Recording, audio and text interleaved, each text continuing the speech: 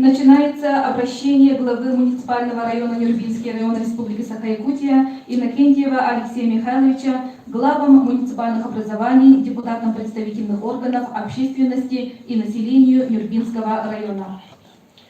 Добрый день, уважаемые главы, депутаты, представители общественности и жители Нюрбинского района. В преддверии наступающего Нового года от всей души горячо сердечно поздравляю вас всех с наступающим новым 2021 годом. Уходящий 2020 год был для всех нас годом испытаний, годом проверки на прочность нашей с вами консолидации, нашего с вами терпения и мужества.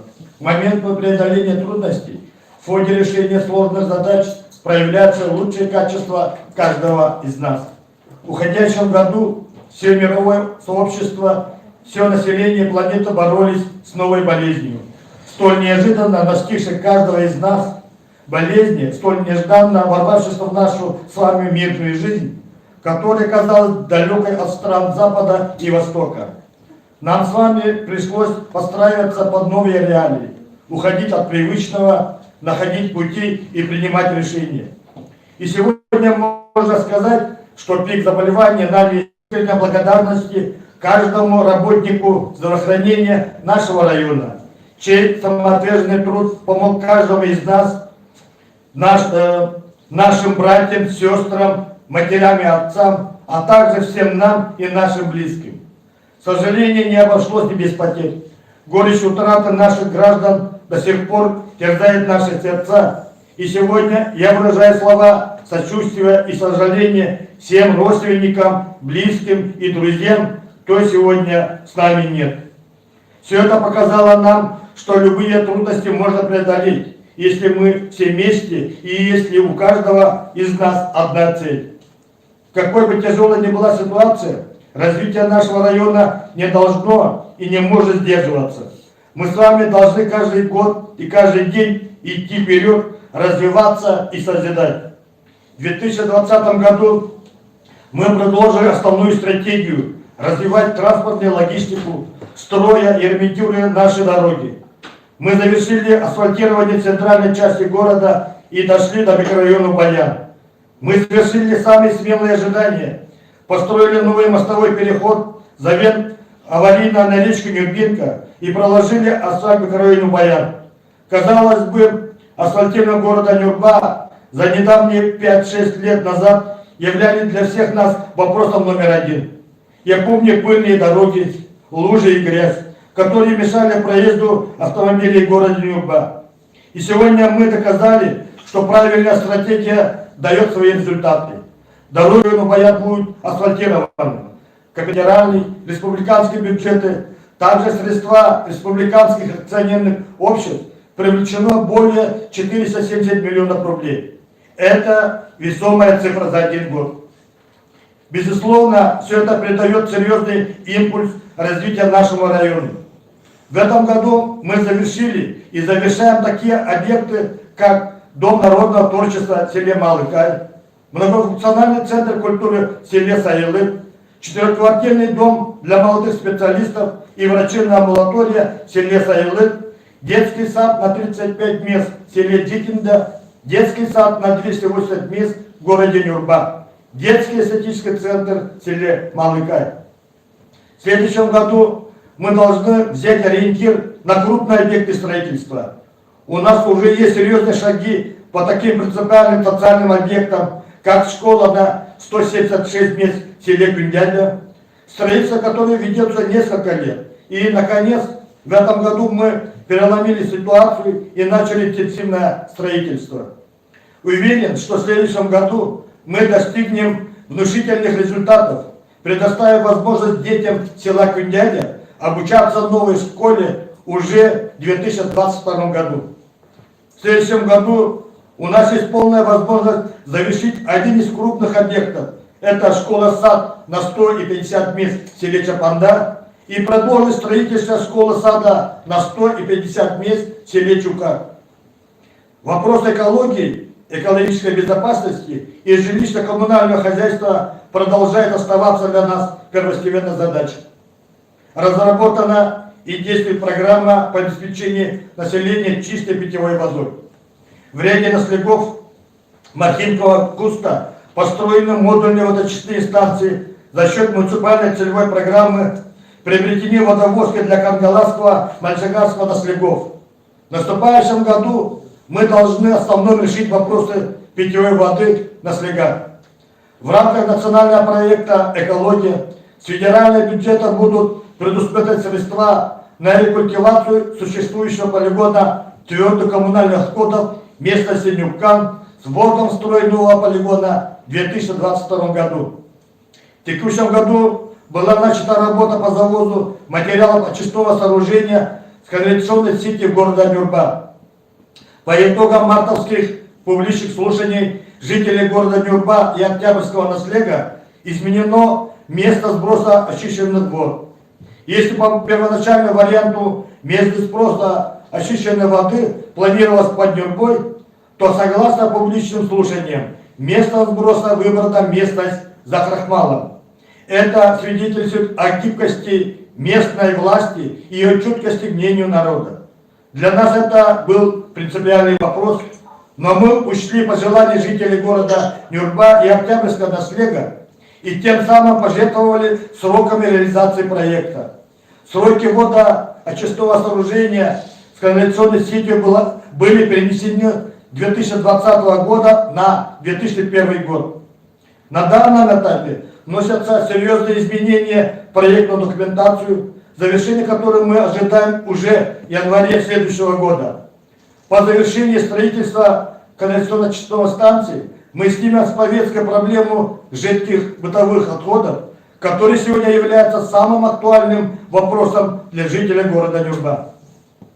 Нюрбинский драматический театр, являющийся одним из наших главных достояний, переживает годы регенерации.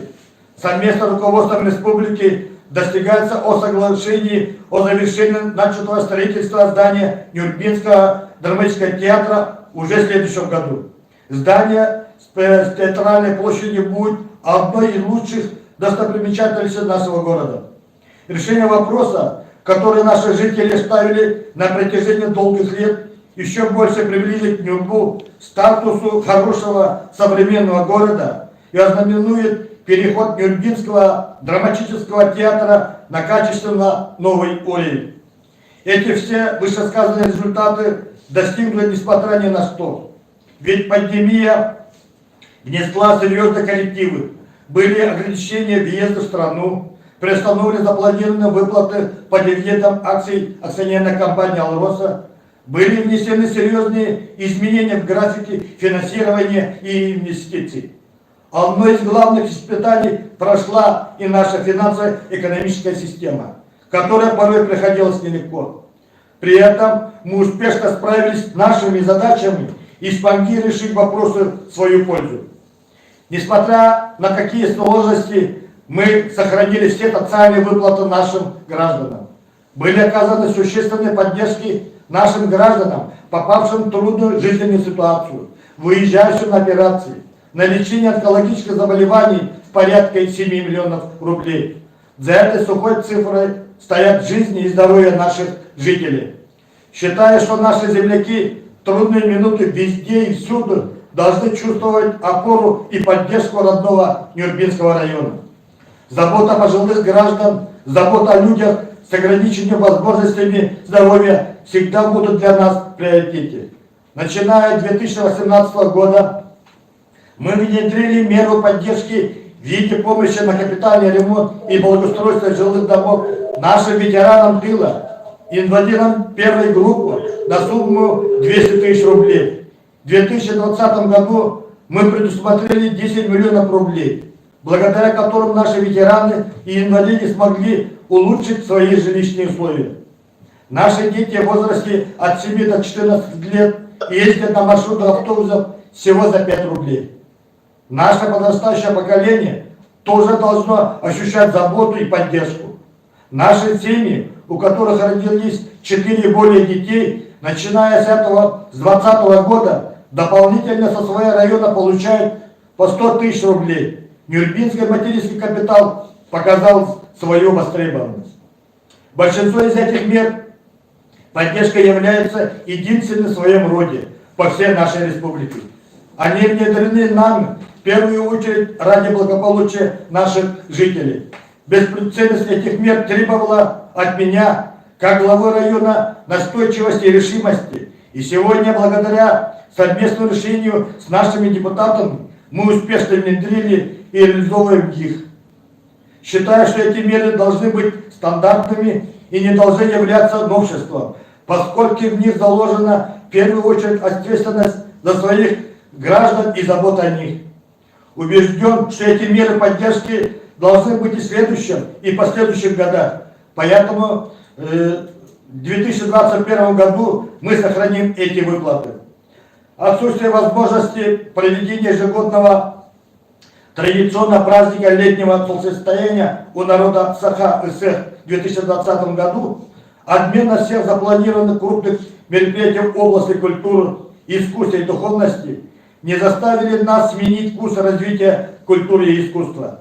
Мы завершаем строительство детского эстетического центра в селе Малыкай, являющегося по сути зданием музыкальной школы, где дети будут обучаться высокому искусству. Также мы предоставили нашим детям, обучающимся в школе искусств города Нюрба, новое каменное здание в административном здании Алроста Нюрба на 2 и 3 этажах. И сейчас наши дети в полной мере обеспечены необходимым аудиторией. По федеральному проекту «Культура» были приобретены музыкальные инструменты и высококлассные пианино и рояли. Считая, что искусство, культура и духовность являются неотъемлемой частью общего развития человека и общества в целом. И все мы должны стремиться к духовно-культурному развитию. В этом году завершили полную реконструкцию нашего музея «Дружба народов» имени Уткина. Это поистине один из лучших музеев. Думаю, что подобных музеев у нас в республике нет или их единицы. Современные цифровые технологии, использованная компоновка экспонатов, продуманные детали придают нашему музею неповторимый колорит. Считаю, что каждый житель Нюрбинского района должен посетить музей и оценить плоды труда работников нашей культуры. В следующем году мы еще увереннее возьмемся за развитие нашей культуры, искусства и духовности. На фоне общих событий развитие культуры, искусства и духовности придает нам силы и энергии, вселяет уверенность в наших действиях. Для развития физической культуры и спорта в работе особое внимание будем уделять взаимосвязанной тесной работе школ и тренеров детской и юношеской спортивной школы, строительства спортивных объектов. В следующем году мы введем в строй зал борьбы в селе Хатын-Сысыр. Тем самым будут созданы условия для занятий воспитанников спортивного класса Мархинской средней школы. Принято решение и доведено до руководителей школ о массовой сдаче комплекса ГТО в 2001 году. Для достижения высших спортивных результатов разрабатывается муниципальная программа «Детский спорт». Проведены совещания в каждом поселении с участием глав муниципальных образований, руководителей школ и специалистов по уточнению планов спортивных мероприятий и широкого охвата населения популяризации спорта. Совместно с руководством республики продолжается работа в цели включения в федеральную программу строительства стадиона на 3000 мест для атлетическим манежем и физкультурно-оздоровительного комплекса с бассейном в городе Нюрба. Спортивные события всегда воплощали в себе здоровый дух соперничества, через который проявляется сплоченность духа и уверенность друг в друге.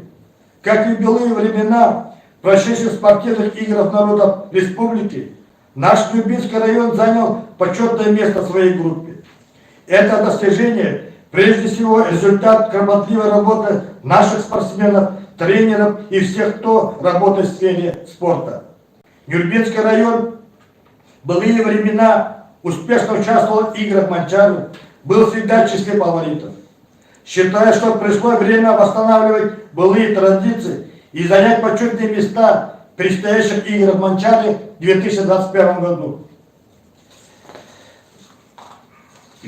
Для осуществления этой цели, прежде всего, главную роль играют наши спортсмены, а также мы вместе с вами.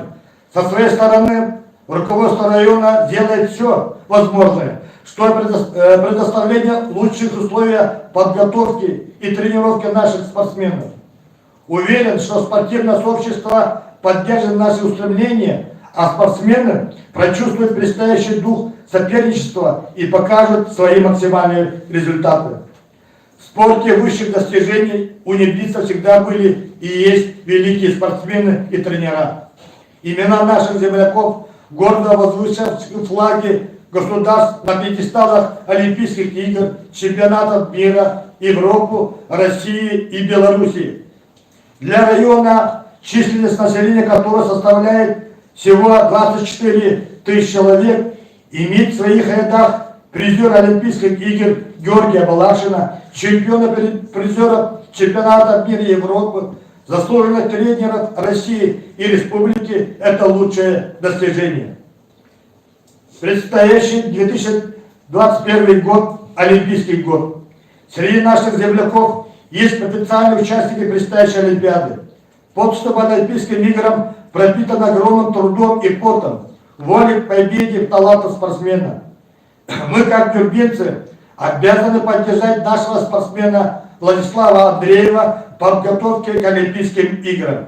Считаю, что мы не должны упустить появившуюся и заслуженную возможность принять участие нашего спортсмена на Олимпиаде и показать высокие результаты, вписать тем самым имя нашего спортсмена и нюрбинского спорта в историю спорта республики в очередной раз.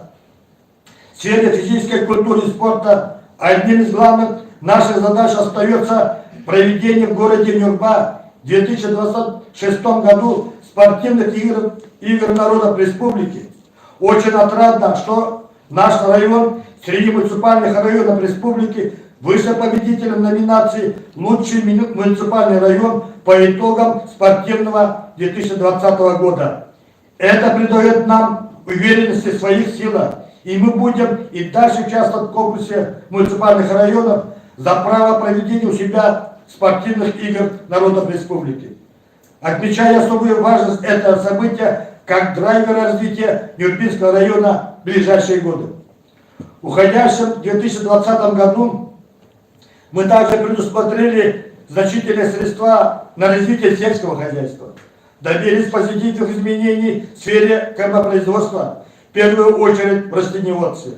По прошествии 15 лет силами Нюрбинской кормовой компании достигнуты лучшие показатели по выращиванию зерновых культур, также и кормовых, совместно со службой земледелия республики, Арктическим государственным агротехнологическим университетом создан питомник с целью получения семян многолетних трав высокой репродукции.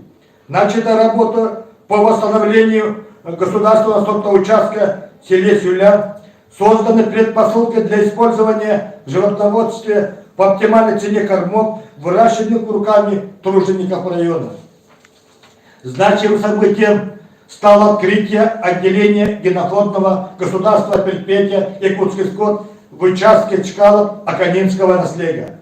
Из Амкинского, Намского и Горного районов было завезено 50 голов аборигенной породы якутского скота, в том числе 20 коров. Для их содержания частным предпринимателям построен новый коровник на 100 мест. И в 2021 году объект будет выкуплен Министерством сельского хозяйства республики. В последующем нам предстоит увеличить поголовье якутской породы до 150 голов. Главой республики Арсением Сергеевичем Николаевым поставлена задача в 2024 году довести число аборигенной породы крупнорогатого скота до 1000 голов. В том числе будет и вклад Нюрбинского района. Нашей главной целью при этом является вывести участок Чкалов на уровень маленького, но перспективного, притягательного для желающих заниматься сельским хозяйством села. Всего в 2020 году по району введено в строй 7 новых коровников. По району отмечается повышение интереса к занятиям личным подсобным хозяйством. Цель поддержки многодетных и малоимущих слоев сельского населения по заявкам бесплатно распределено более 200 телят муниципальных предприятий Кундяминская и МТС Агро жителям нашего района. В целях улучшения породы мегрельской породы из Республики Марий-Эл приобретены 4 лошади породы русский тяжеловес для нужд АО Кундяминская и для конного завода имени Степана Васильева. Отмечая хорошую работу Нюрбинской птицефабрики и акционерной компании Кундяминская по выполнению плановых заданий и активной работу ряда агрошкол по инновационным сферам деятельности. С Министерством сельского хозяйства Республики подписано соглашение в сфере племенного животноводства. Целью упорядочения мелиоративных работ в муниципальных образованиях создан Совет по мелиорации при главе муниципального района. Восстановлены заброшенные ранее мелиоративные системы Нюрбачанского и Сюлинского наследов. Совместно с управлением мелиорации при Министерстве сельского хозяйства Республики начата проектная работа по восстановлению систем лиманного орошения Тюрют, Сата и Муаганы. Образование является нашей главной задачей. В ее успехе, качеством образования основаны все наши старания и труды. В ближайшем будущем от качества образования будет зависеть дальнейшее успешное развитие нашего района. Уходящий год мы объявили годом образования, ставили себе высокие цели и планы, но пандемия внесла свои изменения. На протяжении 7 и 9 месяцев мы познали все трудности дистанционного образования, удаленной системы работы, карантина и ограничений. Все это сказалось и скажется, несомненно, на качество образования.